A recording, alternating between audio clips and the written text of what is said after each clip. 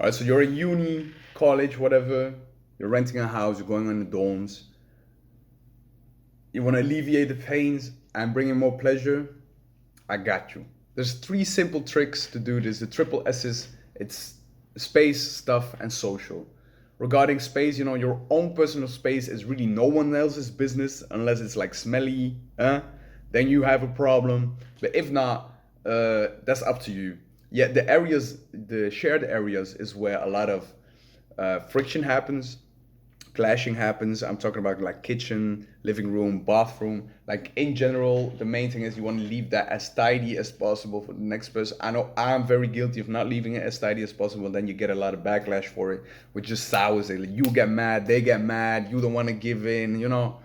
So just for yourself, keep it as tidy as possible, even if it's just like a little minute of like rearranging stuff. But in essence, leave as much space open as possible, unless unless it serves like a decorative purpose. Because all you want is like straight walking lines. You get in the house, you turn right, boom. You don't want to see shit laying on the floor or like torque your body 3 times before you get in your room because people have been leaving their jackets and backpacks laying around. Um, Dedicated spots at a table to leave maybe your notebook or jacket or laptop. If you don't have a coat hanger, find all of that. We used to have this big ass, like it was just the three of us and like a long ass table, and we said, all right, the head of the table is dedicated for um, the laptops, the notebooks, jackets. It's all of that is allowed to stay there, not anywhere else. Keep the rest of the house tidy up, but just there. The second S is stuff. So this also relates to general tidiness. Get yourself storage boxes, maybe a designated area, another how do you say it? Like another wardrobe rack, to put your things.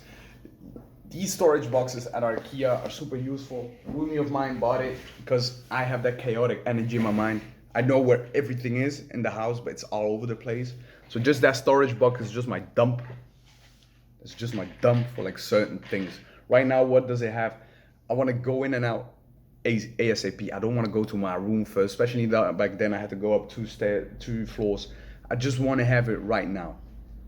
So I'm leaving there my backpack, business bag, tote bags, beanies, cycle lights, whatever I need, like for in and out, I just dump it there. Same with like academic stuff. I can have one box full with academic stuff and just dump it there. Aside from that, get like just some storage space. Like you're gonna need it regardless. Get yourself like some decent looking ones. Or like not even decent, but get yourself some. Second part is like a cleanup schedule. It doesn't have to be y'all at the same time. You can all have your own dedicated area, but the rotation is what helps because you don't want to do the bathroom and a restroom like 2 3 times back to back. You're gonna hate that shit. But yeah, so try to do it together if you can. I know I didn't like that because it felt very pushed upon. All right, we gotta clean up all now. I'm like, bitch, I just want to do my thing. But nonetheless, if it's all of y'all cleaning up together for like 10 to 15 minutes, time flies by. You're all doing a shitty thing together, so it eases the suffering. Also, like don't do half work because that's no work. I used to get a lot of critique for this at the other room, dome, house. Uh, I had this bad tendency of like, all right, let me empty the dishwasher, empty like the top half, close it, and then be like, fuck off. And it just sours the thing for the other person because the other person just wants to fill it up. And now they have to empty it, and it's like, why didn't you empty it all? Like you would make everything so much better with just like that, those 90 seconds more of output. Um, so don't be a lazy bitch is basically what I'm saying. Yeah, same with dishes. Don't let them pile up too much. Got cut a lot of the slack for that as well. Um, no one likes it. Yeah, everyone has to do it. As well as set boundaries on what you want to share and the manner of which, what not to share as well. For instance, do you want to share cologne? Do you want to share clothes, notebooks? stuff in the kitchen. Um, just talk about it beforehand, because you really don't want to use something and then have to excuse yourself afterwards, because that really sours the dynamic. Like people say, what is it? Do first, ask permission later. That doesn't work if you're co-living with someone for 12 hours. Like you really don't want to have a sour environment, or like half toxic, to be honest, or them hiding stuff from you. Just be open about it. Right now I have a roomie, and like we can share each other's clothes, we don't care, but just give a heads up, especially if it's a new piece. Like just give a heads up. Usually it's no big deal, but if there's something you really don't want to share, it doesn't matter as well. And fourth point is definitely bills. Like you're living together, you're gonna spend money together, most likely on partying and cooking. So set a set amount for weekly or monthly expenses and go shopping together, because it really alleviates. You might snipe like cheaper products, new products. Y'all can decide what to cook, eat, whatever. But it does a bit of building, relationship building. Now the triple S, the third of the S's, is social. So if stuff and space alleviates pain, social is definitely gonna bring in more happiness and pleasure. What is this? Communicate. Visitors, who can and cannot come. How about noise? Till when?